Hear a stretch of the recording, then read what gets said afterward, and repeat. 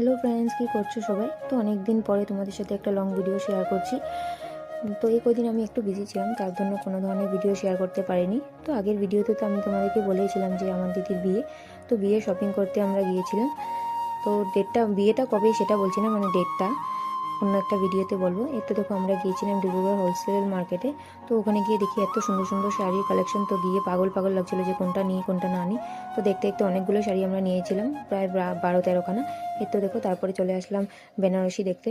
তো বেনারসি দেখতে এসে সেই একই প্রবলেম যে এত সুন্দর সুন্দর কালেকশন দেখিয়েছে, তো ভেবেই পাচ্ছিলাম যে কোনটা নিই কোনটা না নিই। আর এগুলো ডিসাইড করতে করতে মানে শাড়ির দোকানে প্রায় 1 ঘন্টা মতো লেগে গিয়েছিল। তারপরে আমি বলছিলাম যে সবগুলো একবার ট্রাই করে দেখ, যেটা তোকে ভালো লাগবে সেটাই নিস।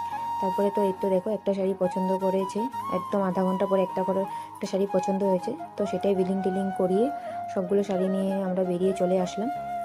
তো দেখো আমরা অনেকগুলো মিলে গিয়েছিলাম বাজারে, প্রায় 4-5 জন মতো। তারপরে বেরিয়ে চলে আসলাম সিধা মোমো খাওয়ার জন্য। তো এই তো দেখো এখানে শুধু ভেজ আর চিজ মোমো পাওয়া যায়। মানে আমার দিদি মানে পিওর ভেজ খায়, মানে ডিম খায় কিন্তু মাছ মাংস খায় না, ওইটা অন্য রকমের মানে ও ভেজ। তারপরে এতে দেখো আমরা ডিব্রুগড়ে কয়েকদিন ধরে একদম ঠান্ডা ঠান্ডা ওয়েদার, তো ভাবলাম ঠান্ডার মধ্যে গরম গরম মোমো ছাড়া আর কী ভালো লাগবে। তারপরে এই তো মোমো খেয়ে নিলাম, তারপরে নিলাম গরম গরম স্যুপ।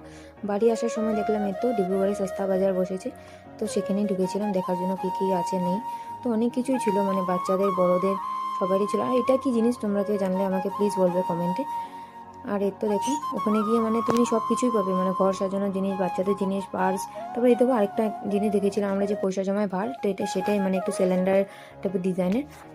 তো আজকে এতটুকুই, অন্য একটা ভিডিওতে তোমাদের সঙ্গে আবার দেখা হবে। ওকে, বাই, গুড নাইট।